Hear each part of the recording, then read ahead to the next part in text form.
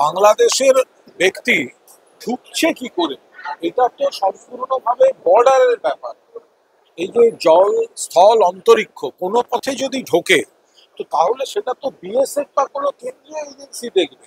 কোনো না কোনো পথে তারা ঢুকছে, ভিড়ে মিশে যাচ্ছে, তারপরে কেউ কিছু করে, কিছু একটা করছে, কোনো দুষ্টচক্র বা কেউ ভুলবশত কিছু করছে, তারপর সেটা রাজ্য সরকারের ঘাড়ে চাপছে। এটা কি করে হতে পারে?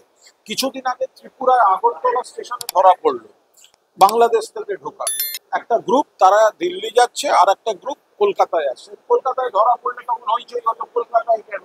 প্রশ্নটা হচ্ছে বাংলাদেশ থেকে বাংলাদেশিরা অনুপ্রবেশটা ঢুকছে কি করে ভারতবর্ষে? এটা তো অমিত শাহের কেন্দ্রীয় স্বরাষ্ট্র মন্ত্রকের, বিএসএফ এর দেখার কথা। এখানে ঢোকার পর এই জনবহুল এলাকা, কে কার আত্মীয় বলছে, কে কোথায় কাকে দিয়ে করাচ্ছে, এটা একটা পার্ট, সেটা একটা পার্ট, কিন্তু ঢুকছেটা কি করে?